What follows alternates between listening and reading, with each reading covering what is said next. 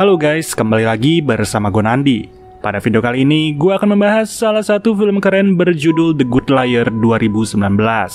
Tidak lupa, gue selalu mendoakan agar kalian dan keluarga bahagia serta sehat selalu ya. Film dibuka dengan memperlihatkan seorang nenek bernama Estill, di mana saat itu ia terlihat sedang bermain sebuah aplikasi kencan secara online. Di saat bersamaan, ada seorang kakek bernama Brian. Brian pun memiliki kriteria yang sama seperti Estill dan ujungnya mereka berdua saling cocok satu sama lain. Sama-sama berstatus janda dan duda, pada akhirnya Brian merasa inilah pilihan yang paling tepat. Begitupun dengan Estill, mereka udah gak mau lagi untuk menunggu yang ujungnya chit-chat langsung terjadi pada malam itu. Lalu semua ditutup dengan ajakan dinner yang akan berlangsung esok sore. Dan ketika waktunya tiba, Brian datang ke kafe di kota London untuk bertemu Estill. Inilah pertama kalinya mereka bertemu dan tak ada waktu yang tepat selain malam ini. Di awal perbincangan, mereka berbagi kisah terkait berapa kali kegagalan dalam berkencan online. Brian yang berumur 75 tahun dan Estill yang berumur 73 tahun. Ujungnya karena sudah saling terbuka, Brian berani jujur bahwa nama aslinya adalah Roy. Siapa sangka, Estill juga jujur bahwa nama aslinya bukanlah Estill, melainkan Betty. Alhasil, atas kencan yang luar biasa ini, waktu terasa sangat berjalan cepat. Betty dijemput oleh cucunya yang bernama Joseph dan Joseph selalu menjaga sang nenek jika memiliki waktu senggang. Di tengah kesibukannya menempuh S3 sejarah, tentu tak ada kata lain bagi Joseph selain bahagia melihat neneknya menemukan rekan baru. Dari situ, Roy pun langsung memesan taksi untuk pulang, di mana ia pindah ke tempat lain di pusat kota untuk melakukan satu pertemuan lagi. Bukan di kafe, tapi kali ini berlangsung di bar. Ia masuk selayaknya orang yang terkesan, di mana ternyata sudah ada 3 orang yang menunggu. Ada Vincent, partner investasi Roy, dan juga 2 orang investor bernama Brin serta Joe. Roy bersama Vincent melakukan ajakan berinvestasi kepada Brin beserta Joe, di mana masing-masing dari mereka diminta untuk berinvestasi 100.000 euro ke dalam satu rekening bersama dengan total 200.000 euro. Mereka dijanjikan akan mendapat untung 50% dalam waktu 6 bulan. Bukan sembarang investasi. Jika setuju, mereka berdua akan dipertemukan dengan bos-bos Rusia yang siap berinvestasi 800.000 euro. Saat yang sama, Roy senang karena baru saja Betty kembali mengirim pesan kepadanya. Alhasil malam itu juga mereka pun berencana untuk bertemu lagi. Kali ini mereka menonton film terkait masa lalu dari negara Jerman. Tapi ketika selesai menonton, tiba-tiba saja kakinya Roy terasa sangat sakit. Singkat cerita, kita dialihkan kepada satu situasi dari sebuah tempat yang berlatar di salah satu bangunan bersejarah di kota London. Di dalam ruang pertemuan di bangunan itu, Roy bersama Vincent terlihat sedang mengatur dekorasi yang tepat dan tertata. Ternyata, disitulah bos-bos Rusia bersama Brin dan juga Joe dipertemukan. Mereka dipertemukan untuk berinvestasi ke dalam satu rekening bersama dengan total 1 juta euro. Awalnya perbincangan berjalan mulus, dengan Vincent dan Roy yang menjadi penasihat keuangan dari Brin bersama Joe. Dengan begitu, mereka berdua memiliki akses atas investasi dari 2 investor Inggris tersebut. 200.000 euro pun disaksikan telah ditransfer ke dalam rekening bersama. Bos-bos Rusia itu turut tertarik dan berkata bahwa 800.000 akan mereka investasikan demi return yang lebih besar juga. Dimana ketika ingin mentransfer dana, tiba-tiba Brin bertanya apakah Putin akan mendapat bagian juga dari investasi ini. Sontak, semua orang terdiam, yang mana kedua bos Rusia itu langsung berhenti berbicara dan ujungnya Brin dipelototi tanpa henti. Dari situ juga, 2 orang Rusia itu bergegas pergi serta tidak tertarik lagi untuk berinvestasi. Bercandaan yang jelas saja tidak pada tempatnya. Selesai pertemuan itu, pada sorenya Roy tak sengaja berpapasan dengan Betty. Dari apa yang Betty lihat, ia kasihan dengan Roy karena kakinya sangat sulit untuk berjalan. Alhasil sekalian memberikan tumpangan, Betty pun mengajak Roy ke rumahnya.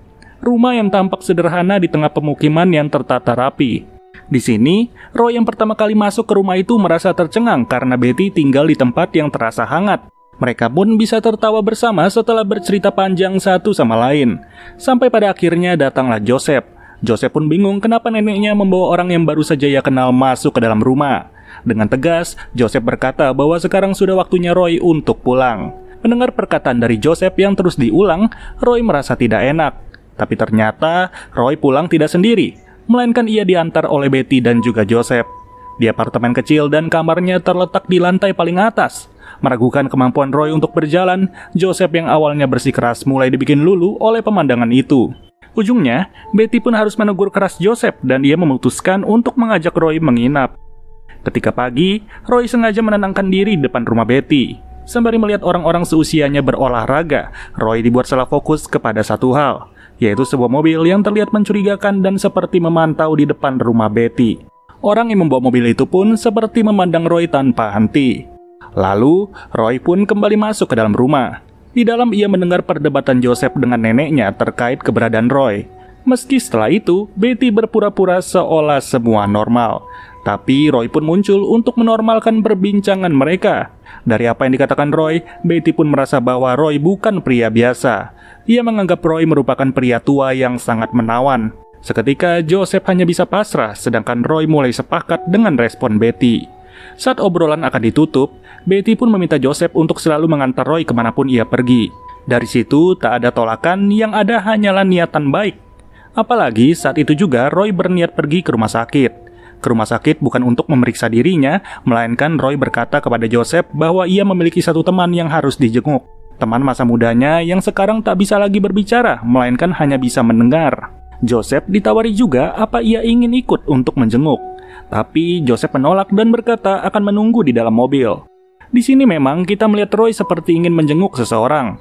Ia masuk ke dalam rumah sakit dan Joseph segera pergi. Tapi ternyata Roy keluar lagi melalui pintu belakang dan segera melepas mantelnya. Ia berjalan secara normal seperti orang yang tidak mengalami sakit kaki. Bugar sekaligus sehat yang siapa sangka ia langsung datang menghadiri pertemuan kedua dengan Brin dan juga Joe. Di sini, bos-bos Rusia kembali datang dan diharapkan niatan investasi mereka bisa rampung. Sebagai kompensasi atas pertanyaannya di pertemuan pertama, Brin berkata bahwa ia bersama Joe akan meningkatkan investasi mereka masing-masing 100.000 euro, yang itu berarti dari mereka berdua totalnya 400.000 euro, yang tanpa perlu pikir panjang, 600.000 euro segera dikirim. Hasilnya di pertemuan kedua ini, investasi mereka berdua berjalan mulus tanpa halangan. Kedua belah pihak bangga, begitupun dengan Roy dan juga Vincent. Terlihat Brin dipeluk oleh salah satu bos Rusia itu. Namun tiba-tiba di luar bangunan ada sirine polisi yang terdengar. Kepanikan pun semakin menjadi-jadi setelah Brin meraba penyadap di dalam jas orang Rusia yang ia peluk. Dalam sekejap situasi menjadi tak terkendali. Mereka kelabakan dan benar saja di luar sana ada mobil polisi yang akan datang. Entah apa yang terjadi, tapi sepertinya orang-orang Rusia itu telah menjebak mereka semua. Tak ada jalan lain selain kabur dari bangunan ini, di mana Joe dan Brin menjadi dua orang pertama yang kabur. Mereka pun panik tak henti-henti, yang ternyata juga semua itu hanyalah kebohongan semata. Roy bersama Vincent tergeli-geli dengan tingkah laku dua investor itu. Siapa sangka kedua bos Rusia juga berada di pihak Roy dan seketika saldo 400.000 milik Brin bersama Joe langsung ditarik oleh Roy. Luar biasa, semua pihak terlibat dalam penipuan berkedok investasi. Kemudian Roy pun pulang seolah-olah tidak terjadi apa-apa.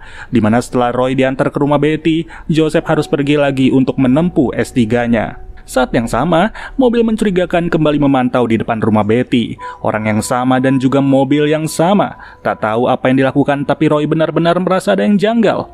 Itu bukanlah orangnya dan ia sama sekali tak kenal dengan orang tersebut. Jika memang ada sesuatu, maka apa yang dilakukan sejak hari pertama adalah memantau Roy. Tak mau menahan rasa gelisah itu seorang diri, Roy pun bercerita mengenai kejanggalan tersebut kepada Vincent. Alhasil Vincent menyarankan Roy untuk tidak terlalu sering keluar ke jalan. Jika tidak, bisa saja ada sniper yang tiba-tiba menembaknya. Tapi, Roy malah merasa tertantang. Apalagi sebuah tempat yang akan ia kunjungi saat ini, yaitu sebuah toko daging milik orang Polandia. Dengan ada 3 preman yang sudah ia sewa bersama Vincent, Roy akan melakukan sesuatu karena adanya satu komplain. Satu komplain yang ternyata diajukan oleh bos Rusia, dan ternyata ia bukanlah bos sungguhan, melainkan tukang potong daging. Setelah penyamarannya untuk mengelabui Brin dan Joe, orang Polandia ini mengeluh kepada Vincent bahwa ia seharusnya bukan lagi diberi bayaran, melainkan diberi bagian. Roy yang merasa uang 200.000 euro bukanlah uang besar pun merasa diinjak-injak. Tepat di depan matanya, Roy ingin menyaksikan hadiah yang tepat bagi tukang daging tersebut. Jika memang bayaran saja tidak cukup, Roy dengan senang hati akan memberikan bayaran tambahan. Tapi untuk mendapatkan bayaran itu harus ada satu hal yang dikorbankan. Tak lain tak bukan Roy sengaja membayar 10 euro tambahan demi melihat preman yang ia sewa menggunakan alat penghancur daging. Tapi bukan untuk menghancurkan daging, melainkan meremukkan tangan dari orang Polandia itu. Kemudian Roy mengajak Vincent ke rumah Betty. Di sini Roy meminta Vincent untuk bersilat lidah serta membuat Betty tertarik kepada modus mereka. Dan setelah waktu yang tepat tiba, akhirnya Roy bersama Vincent harus kembali berakting. Seolah-olah Roy tak kenal dengan Vincent, di mana Vincent hanyalah penasihat keuangannya. Dan secara mengejutkan, Roy langsung mengeluarkan satu statement berani. Statement di mana ia akan mencantumkan nama Betty di dalam warisan itu. Roy berkata juga ia sebenarnya memiliki putra tunggal bernama Robert. Namun karena putranya tak lagi memperdulikan dirinya, jadi ia merasa tak memiliki siapa-siapa selain Betty. Atas apa yang didengar, Betty berkata bahwa ia sudah cukup dengan seluruh asetnya sekarang, di mana ketika berbicara aset, Roy langsung bertanya terkait total nilai dari seluruh aset milik Betty. Luar biasanya, total aset Betty berada di angka 2,5 juta euro. Sontak, Betty bersama Roy mulai diterangkan oleh Vincent terkait penjabaran investasi yang ia tawarkan. Roy sendiri memiliki harta senilai 1,3 juta euro yang jika digabung akan ada 3,8 juta euro. Dalam waktu 12 bulan, masing-masing dari Roy dan Betty akan mendapat keuntungan 35% sesuai porsi masing-masing. Tapi pada malam itu, penjelasan Vincent tidak membuat Betty tertarik untuk berinvestasi. Ia merasa dirinya sekarang lebih memerlukan saldo-saldo itu demi berjaga-jaga. Mengingat umurnya tak lagi muda dan kondisi kesehatan jauh lebih penting. Mendengar apa yang dipikirkan Betty, Roy pun sangat-sangat setuju. Tapi Roy juga menegaskan bahwa semua itu tak penting. Yang penting adalah saat ini ia menghabiskan waktu bersama Betty. Jelas, Betty merespon dengan ketawa kecil sembari mengingatkan Roy mengenai kondisi kakinya. Tak lama dari itu, tiba-tiba saja Betty dikejutkan dengan keberadaan satu orang. Satu orang yang baru saja mengintip melalui jendela dapur. Ia pun histeris sendiri dan hal itu membuat Roy kembali keheranan. Sudah 3 kali Roy merasa ada sesuatu yang janggal dan bisa dipastikan untuk yang ketiga ini orang yang sama telah memantau rumah Betty. Apa yang diceritakan Roy kepada Vincent pun tidak masuk ke dalam kepala Vincent. Apalagi sekarang ini, Vincent lebih fokus untuk mencari kata-kata yang manis agar Betty tertarik berinvestasi. Tentu, tujuan ini adalah tujuan yang ingin digapai oleh Roy juga sebagai penipu ulung. Bukan lagi 200.000 atau 400.000 euro, tapi 2,5 juta euro. Namun di tengah-tengah obrolan, tiba-tiba saja datang Joseph yang sudah pulang. Joseph pun menegaskan kepada neneknya bahwa ia tidak setuju dengan investasi tersebut. Bagaimana mungkin orang yang baru dikenal di bawah 1 bulan sudah membawa orang lain lagi untuk merayu neneknya menaruh uang? Jika memang ini adalah investasi yang real, maka seharusnya mereka membiarkan Betty untuk berpikir lebih dulu, bukan malah dihampiri berkali-kali. Atas apa yang diucapkan Joseph, Betty pun tersinggung. Ia tak menyangka bahwa cucunya memiliki ucapan sepedas itu, padahal Betty sendiri bersedia untuk mendengarkan. Ujungnya, Vincent langsung bergegas pergi karena ia merasa tidak enak. Singkat cerita, Betty pun mulai semakin nyaman dengan Roy. Ia memangkas rambut Roy yang semakin lama semakin memutih. Tapi belum selesai menyukur, tiba-tiba saja Betty terjatuh. Ia kesulitan untuk berdiri, di mana Roy membutuhkan waktu cukup lama untuk menyadari hal itu. Dari kepanikan tersebut, beruntung Betty berhasil dipertemukan dengan dokter langganannya. Dokter yang mendiagnosis bahwa Betty memiliki potensi menderita stroke. Tentu ini bukanlah kabar baik, mengingat usia Betty memang sangat rentan dengan hal itu. Ini juga bukan kabar baik bagi Roy yang semakin sulit mengajak Betty masuk ke investasi.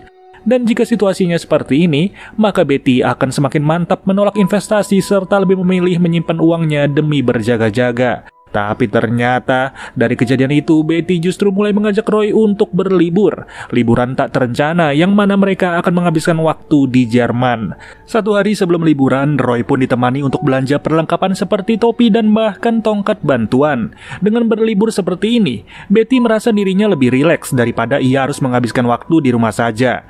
Akan tetapi di saat yang sama, Roy dan Betty telah dipantau oleh satu orang yang baru saja merasa tertipu, di mana ia adalah Brin. Brin yang masih belum puas dan selama ini mengira bahwa Roy bersama Vincent berhasil ditangkap. Roy yang sadar juga ada Brin sedang memantau langsung menawari Betty untuk masuk ke dalam salah satu toko, di mana ia minta izin untuk mencari toilet dan akan segera menyusul Betty secepat mungkin. Padahal nyatanya, Roy sengaja pergi untuk mengalihkan perhatian dari Brin. Roy beranjak ke dalam stasiun kereta bawah tanah, di mana ia berjalan terus tanpa henti dan berencana mencari jalan buntu. Satu-satunya kamera CCTV pun sengaja ia arahkan ke atas agar tak melihat gerak-geriknya. Dan setelah semua clear, Roy langsung menyerang Brin dan mendorongnya ke arah kereta yang lewat. Alhasil, bisa dipastikan Brin meregang nyawa dalam seketika. Roy sendiri keluar dengan santainya. Ia bahkan memberikan mantelnya kepada pengamen sekitar yang mana tak lama kemudian para polisi mulai menuju ke TKP. Sedangkan Roy keluar dengan santai yang bahkan ia datang di waktu yang tepat untuk menghampiri Betty. Kini, tak ada lagi yang memantau mereka dan esoknya mereka sudah berada di Jerman. Di negara ini, mereka pun memiliki satu tujuan, yaitu untuk bertemu juga dengan Joseph yang sedang melakukan penelitian terkait sejarah negara Jerman. Roy sendiri kebingungan mendengar Joseph sesekali menjelaskan dengan bahasa Jerman. Tapi di balik kebingungannya, Roy turut bangga masih bisa menyaksikan bukti-bukti peninggalan dari masa lalu negara itu. Sepulang dari museum, Roy memutuskan untuk istirahat di hotel, di mana Betty sendiri baru saja pulang setelah jalan-jalan sebentar. Namun bedanya, Betty pulang tanpa keadaan yang cukup baik. Ia tak sengaja jatuh di mana telapak tangannya luka dan seketika Roy segera membasuh tangan Betty. Roy yang peduli serta menunjukkan kasih sayang membuat Betty semakin memiliki perasaan. Ia pun tak lagi meragukan apa yang diucapkan Roy selama ini. Tidak lagi terlihat seperti buaya, di mana semakin lama Roy semakin terlihat tulus. Roy's made it all better. Singkat cerita, mereka telah kembali ke Inggris dan secara mengejutkan, Roy mendengar satu pernyataan dari Betty. Satu pernyataan yang tak akan pernah ia sangka terucap, yaitu Betty setuju untuk berinvestasi. Keputusan ini telah ia bulatkan tanpa ada paksaan dari siapapun.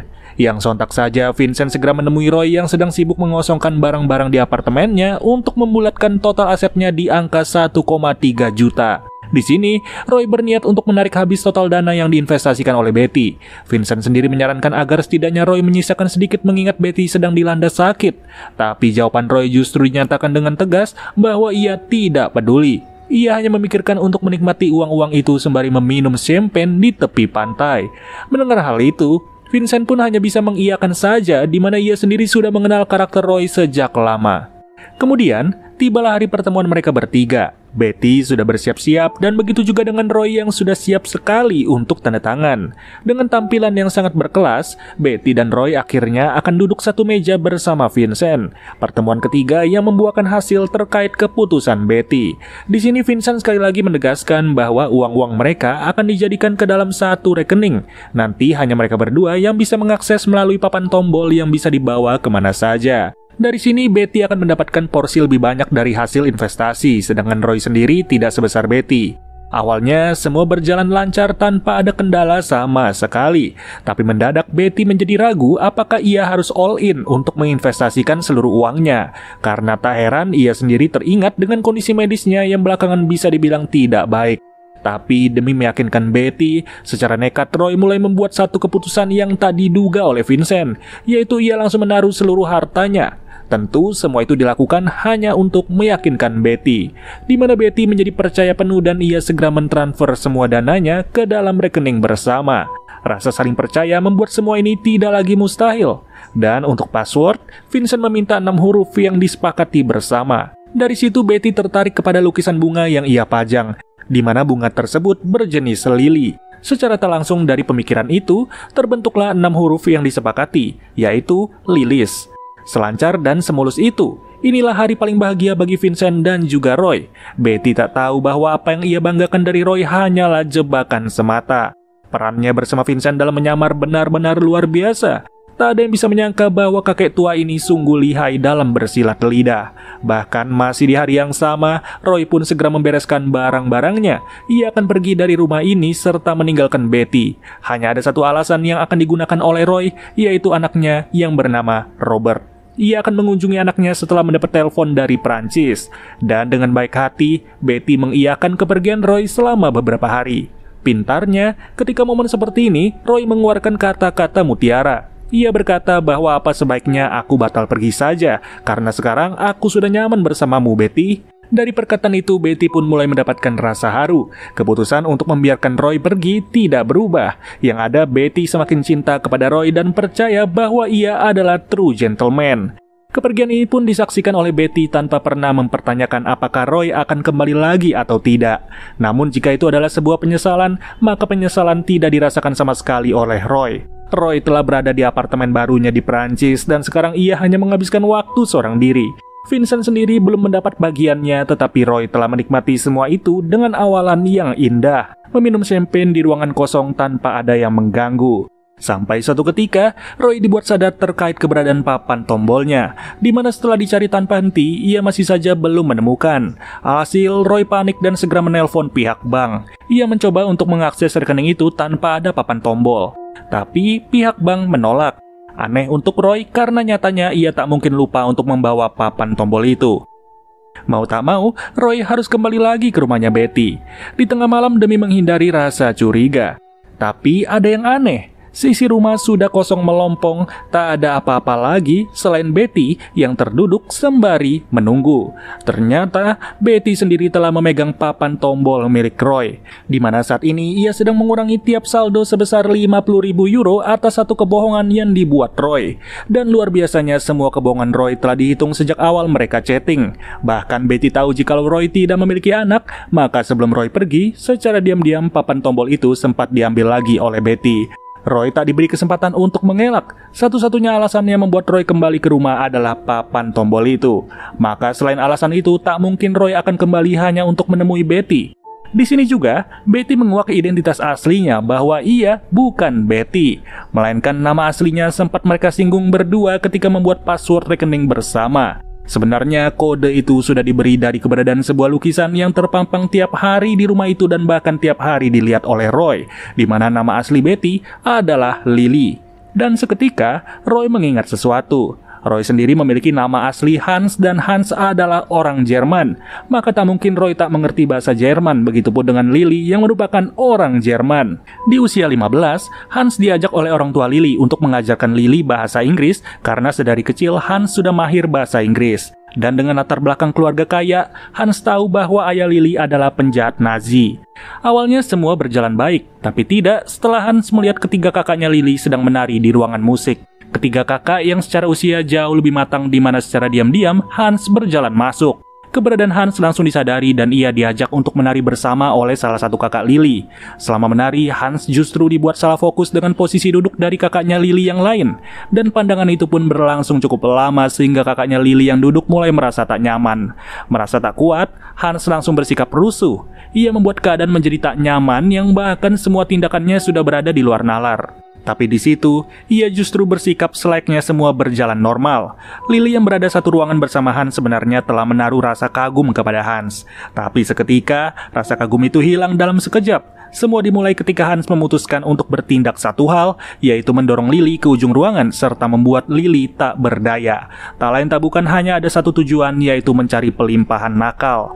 Tak lama setelah hal itu berlangsung, ibunya Lily menyadari keberisikan itu. Ia pun meminta Hans untuk keluar dan turun menemui satu keluarga. Ayahnya Lily sudah menunggu sedangkan Lily hanya bisa merenung. Ketiga kakak Lily memberi respon terhadap apa yang dilakukan Hans di ruang musik. Tapi Hans justru mengatakan sebaliknya dan berkata bahwa merekalah yang memulai lebih dulu. Tak lagi respek, Lily gak mau buka suara sama sekali. Ia hanya menyaksikan ayahnya mengusir Hans. Namun sejak saat itu, ayahnya Lily harus ditangkap 2 hari kemudian karena difitnah oleh Hans. Sedangkan ibunya Lily tak lagi kuat dan memutuskan untuk meregang nyawa. Yang mirisnya, ketiga kakak Lily turut tewas akibat ledakan yang terjadi di masa perang. Lily sendiri berhasil selamat karena sejak perbuatan Hans, Lily sengaja kabur ke Inggris sebagai imigran gelap. Tak cukup dengan apa yang dijelaskan, Lily turut menjelaskan keberadaan Joseph. Joseph yang sudah lama lulus S3 sejarah dan ia ditugaskan Lily untuk mengulik latar belakang Hans sejak 5 tahun lalu. Dan jelas, itu adalah rentang waktu yang jauh sebelum Lily dan Hans bertemu lagi. Alhasil, apapun yang dilakukan Hans, semuanya sudah terbaca sejak pertemuan pertama. Ternyata juga, Joseph bukanlah cucu dari Lily, melainkan ia adalah kerabat dari cucunya yang asli, dan cucu asli dari Lily adalah orang yang selama ini dicurigai oleh Hans. Laki-laki dengan mobil Audi yang terlihat berada di depan rumah untuk memantau. Benar-benar luar biasa. Dan untuk Vincent, dari jauh hari juga Vincent sudah diancam oleh Joseph. Dengan ancaman itu, Vincent tak akan lagi berada di pihak Hans dan segala hal yang diucapkan Hans kepada Vincent langsung disampaikan secara detail oleh Vincent sendiri. Untuk luka yang didapat Lily di Jerman, itu sendiri memiliki alasan. Alasan yang sebenarnya sangat terkait dengan semua ini. Lily sengaja datang ke rumah lamanya yang saat ini sudah menjadi lembaga amal bagi anak-anak. Dan karena Lily memiliki sejarah dengan rumah itu, maka ia tak pernah lupa dengan tata letak di dalamnya. Bahkan ia tahu persis lokasi kamarnya yang telah menjadi perpustakaan. Di salah satu ubin, masih terdapat satu hal yang disimpan oleh Lily. Dan saat membuka ubin itu, Lily yang tergesa-gesa tak lagi mementingkan pikiran untuk berhati-hati. Alhasil tangannya pun tergores paku-paku yang menyebar. Tapi semua itu tak lagi menyakitkan setelah sadar atas apa yang ia simpan di bawahnya selama ini.